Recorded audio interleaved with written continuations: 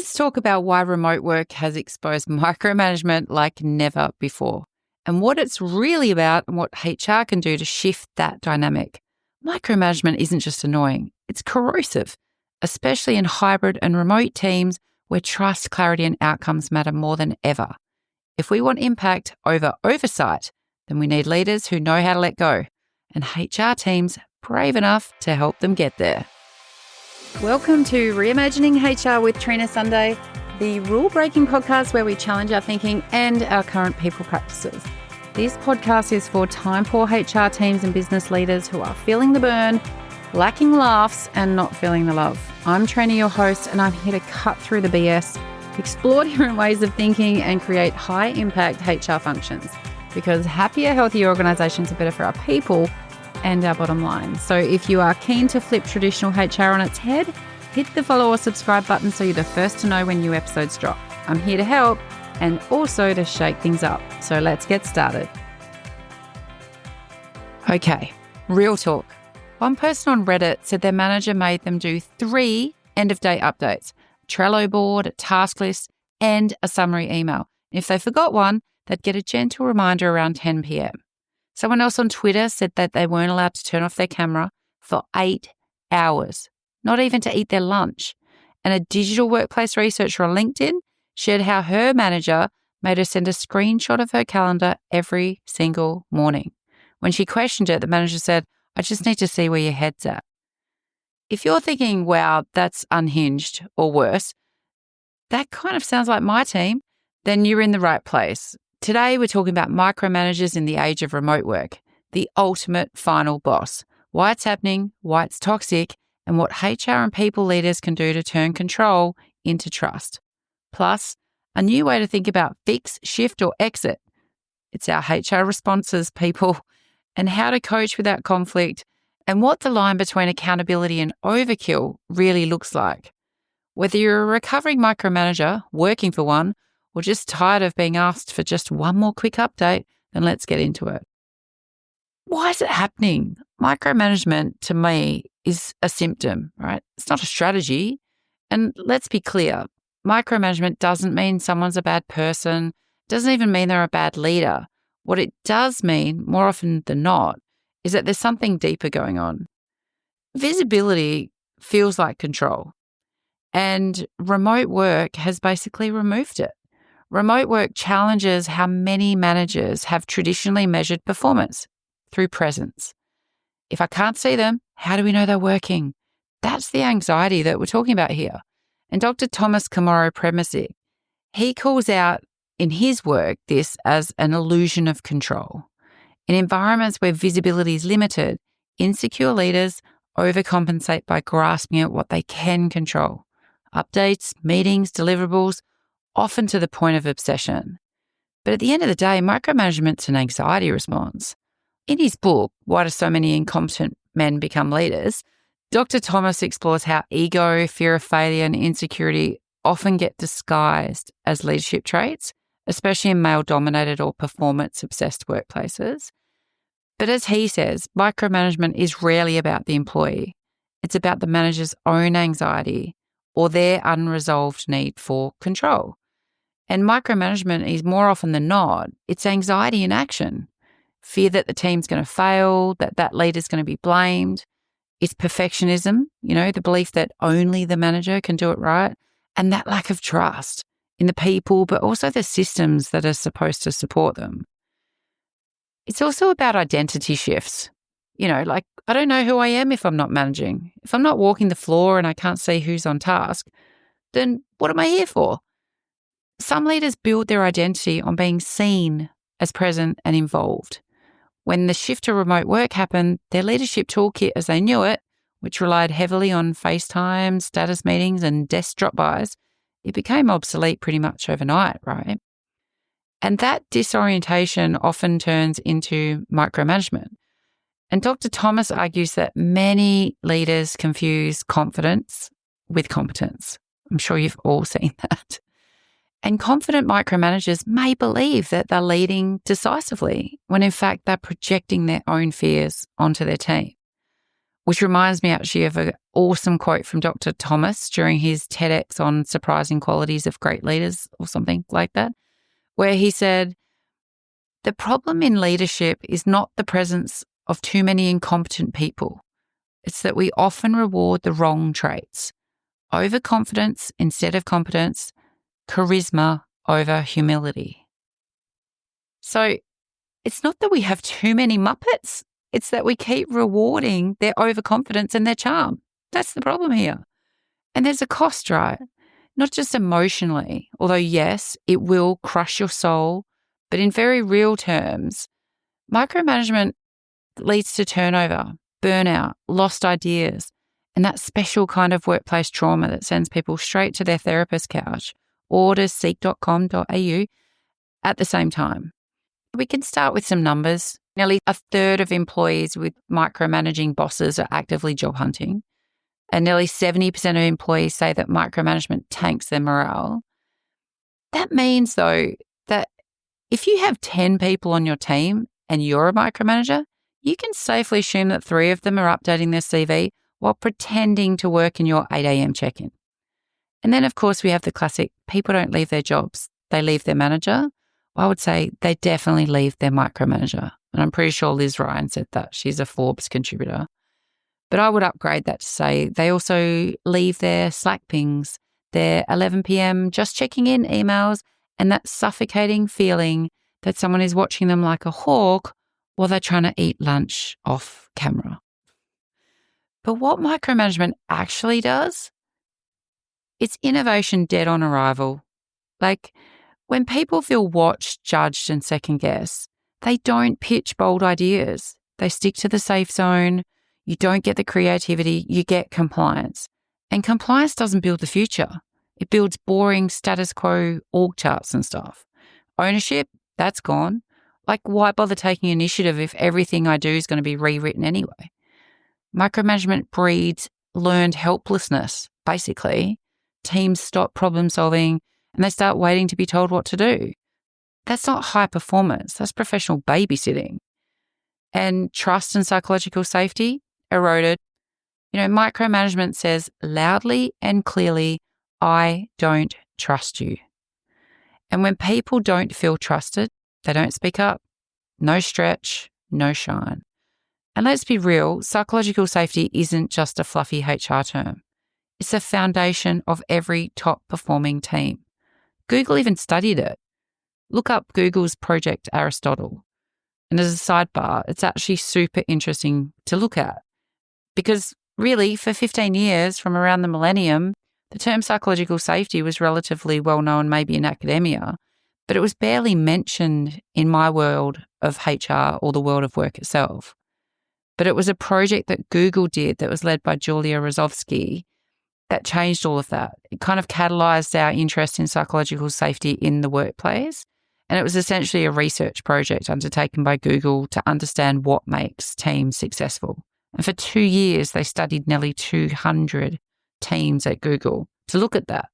And one of the tangible outputs of that research is actually a team effectiveness kind of discussion guide that they created. And it leads through some really awesome stuff on factors that make successful teams and how you can make sure you can protect trust and psychological safety. So Google, Project Aristotle, interesting. But where were we? What micromanagement actually does? Burnout. That's what it does. Absolutely. When you're being monitored, messaged, and managed within an inch of your life, even when remote, it's exhausting. Like constant visibility leads to constant vigilance.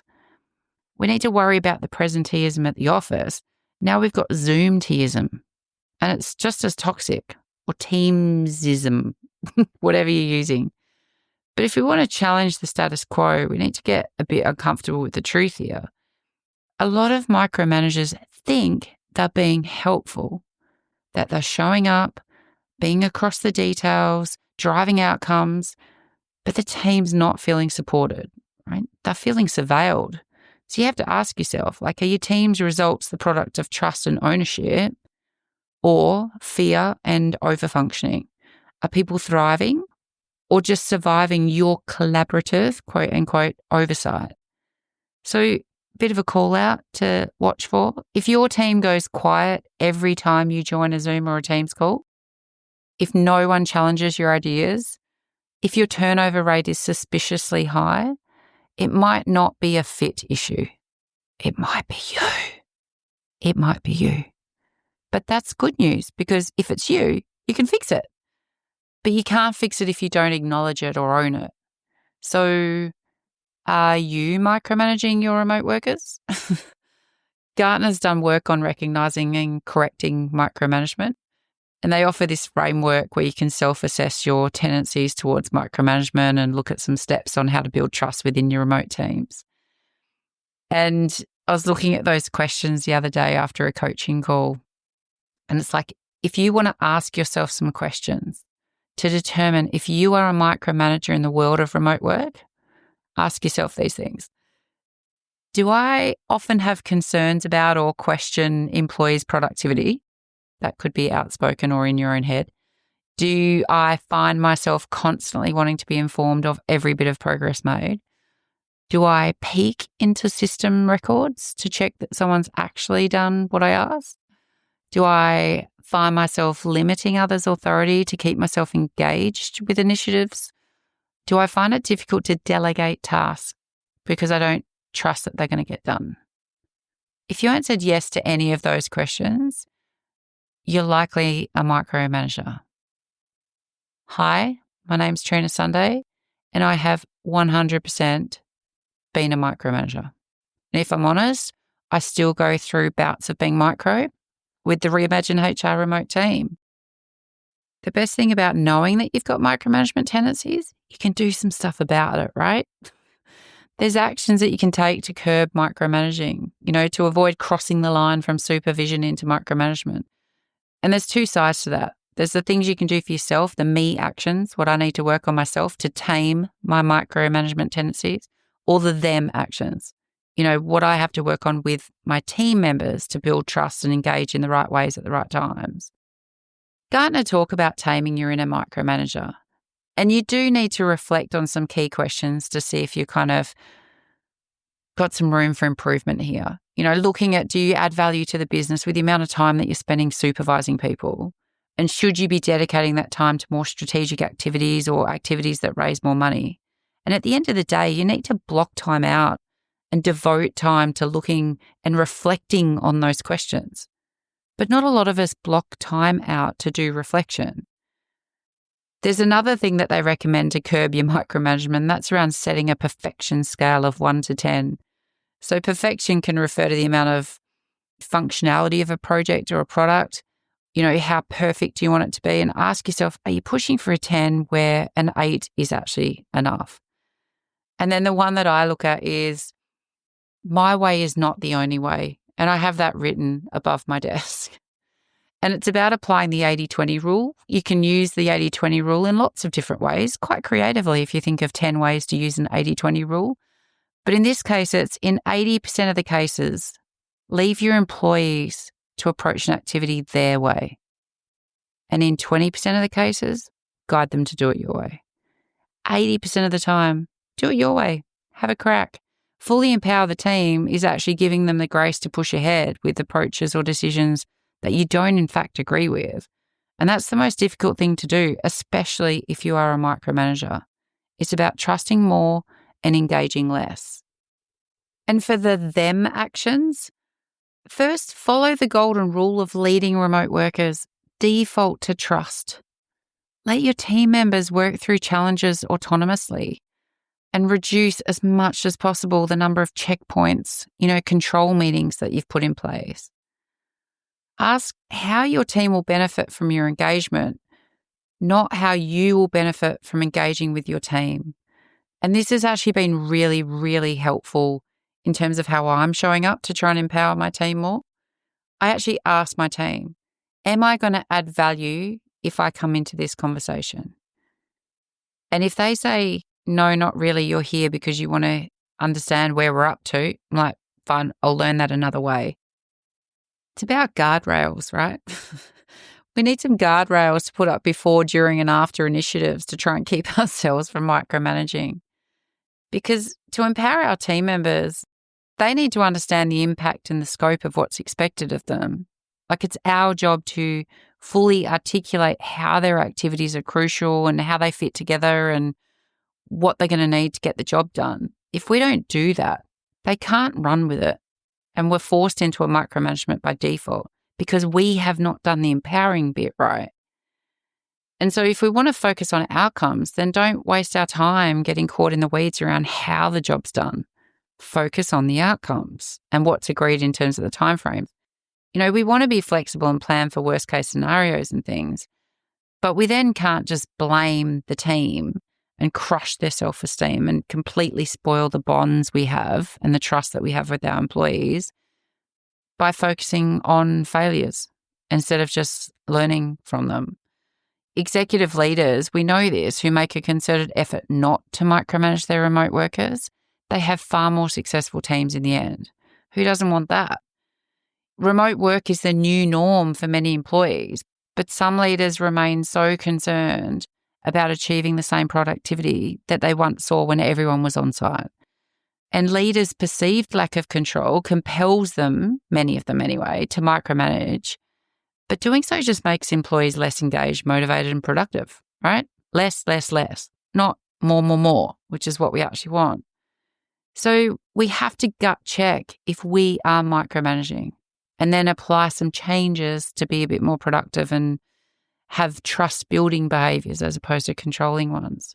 And I can hear the deep sighs from here. Great, Trina, but it's way more complex than that. Our organisational culture precludes it. Blah, blah, blah. I call bullshit. Not about you lacking the constructive culture. That's probably actually a given. That's actually really common. And it's needed to naturally foster this stuff. But I call BS on giving up and then just leading in a toxic way. And micromanagement is a toxic style of leadership. Hi, my name's Trina. I've been known to be a micromanager, but I don't want to be. So let me change how I choose to lead so my team has a better experience and we can collectively get better outcomes. If you're a micromanager, you're probably a control freak. So don't tell me that you don't have any control over your management style. So between us, are you a micromanager? If you're in HR though, or the people function, and you're convinced that you're not a part of the problem, then you should be exploring the patterns and red flags that we can identify for micromanagement, rising turnover, low engagement, those kind of things. But also how to coach micromanagers without it feeling confrontational and what the line is between accountability and micromanagement. Then we have to do something, right? And generally, when we look at the HR response framework, we're generally ordering something from the fix, shift, or exit menu. If we're fixing it, then that's generally going to be leadership coaching, clarity on team outcomes, feedback from reports. If we're shifting it, we're redesigning something, whether that's roles, scope, if control issues persist, or exit, when behaviour doesn't change despite the support or feedback. But before HR can do much, we need more people to understand how remote work has resulted in micromanagement being on steroids. And one thing that I say to my corporate clients is we do say remote work is the new norm for many employees. And many of our leaders remain concerned about achieving that same productivity, right? Like I said, if they can't see everybody in the workplace. The leader point of view in this, the counter argument, if you like, is we can't see what people are doing anymore. Productivity slipping, accountability is hard to enforce when people are out of sight. But I get that. But my rebuttal, if I may, studies from Gallup, Microsoft, Atlassian consistently show that most remote and hybrid employees are more productive when measured by outputs and not hours. The real issue isn't productivity. It's the discomfort of letting go of outdated visibility-based leadership models. So if you're measuring productivity by physical presence, you're measuring the wrong thing. So when I'm talking to clients, I say leaders' perceived lack of control compels them to micromanage. But doing that's just going to make your employees less engaged, less motivated, less productive. Their counter argument, if I don't stay across every detail, Trina, things are going to fall through the cracks. I'm being thorough, not controlling. Okay, thorough can go with that, and thoroughness is great. But when it turns into control, it signals distrust. And trust is foundational in any high-performing team. Micromanagement, it creates that bottleneck. So instead of raising the standards, it erodes ownership. So when people don't feel trusted, they stop bringing their best thinking. Real leadership's about enabling performance, right? Not hovering over it. And when I'm coaching HR leaders, a lot of the time I might say, gut check, are you micromanaging? And then apply some of the leadership changes to stop yourself from doing it and introduce more productive and trust-building behaviours. What you get back? Trust sounds great. But what if my team hasn't earned it yet? I can't just blindly trust. I have to manage it. It, not even them. But trust isn't about being blind. It's about being clear. High trust environments are built on clear expectations, feedback loops, and mutual accountability. And micromanagement is often a sign that expectations or roles actually aren't clear. It's not a sign that people aren't capable. So we need to shift the focus from control to clarity. Are your team members actually failing, or are they just unclear on what success looks like? In reality, if you're saying, I have to micromanage because I don't trust my team, the real question from me is, why did you hire people that you don't trust? Or have you created an environment where trust is possible? HR's got a powerful role in this, right?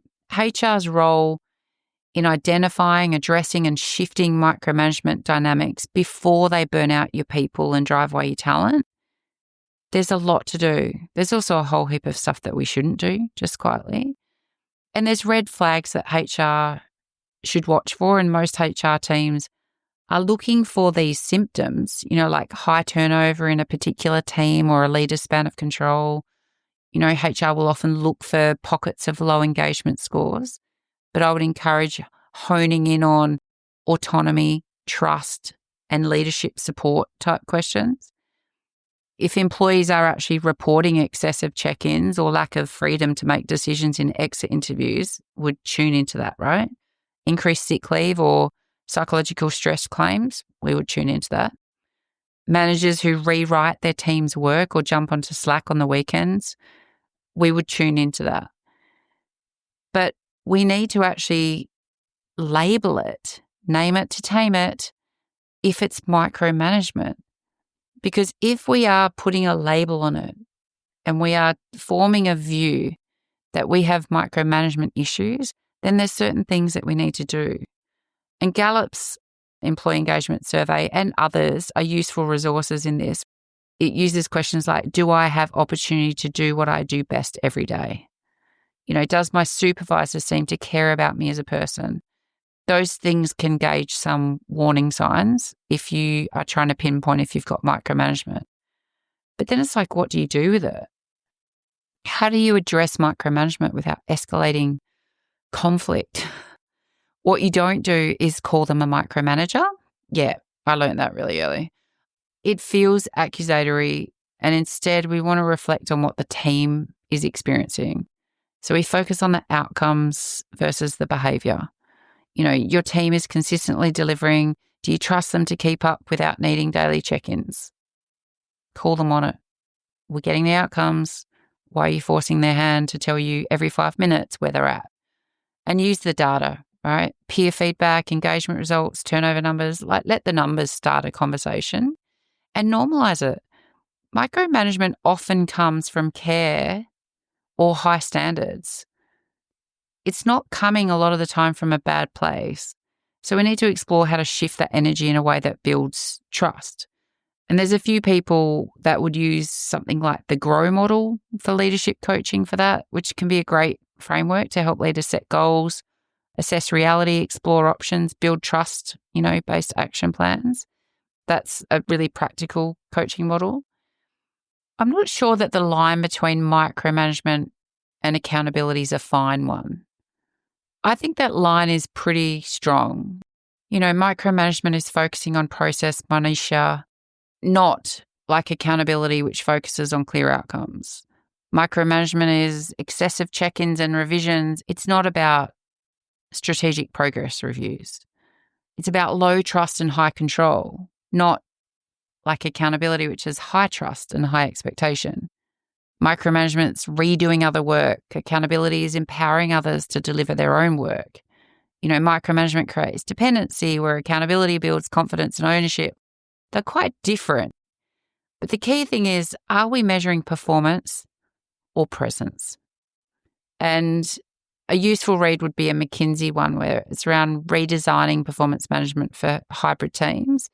There's some really good discussion in that around accountability and how you can look at performance management in a different way. But so what?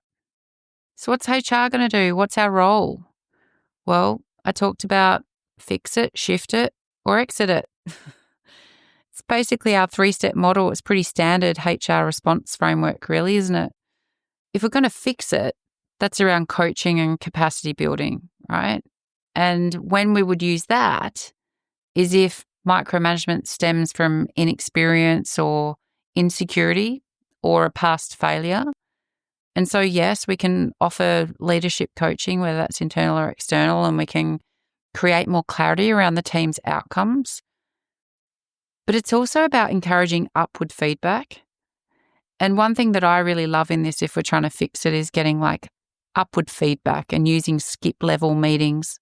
So what I mean by that is, like, you jump up and not have a meeting with your next one-up manager, but you skip that level and you go the next level up. And it can be really interesting, the conversations that happen in that space and the clarity that you can get around if micromanagement's in the workplace. And the Radical Candor toolkit that comes out of Kim Scott's work's really cool to look at. That's all about being a kick-ass boss without losing your humanity. But Radical Candor is everything in this if you want to be able to address micromanagement. But so is Julie Zior's book, The Making of a Manager. It's all about what to do when everyone's looking at you, which can be tough if you're a new manager. And without support, your default will most of the time be to micromanage. It's just what happens. And so as organisations, we need to be able to wrap some support mechanisms around that. Shift is an interesting one. When we talk about fix it, shift it, or exit, shift is around where we might redesign roles or expectations. And you would use that when a leader's current role is not aligned to kind of their strengths or the scopes beyond their capacity. And you can adjust KPIs. I don't mean lower the standard, but you can look at what's fitting and redesign what the targets are or where the goalposts are, or the team structure, or move towards peer delegation as opposed to pushing everything down.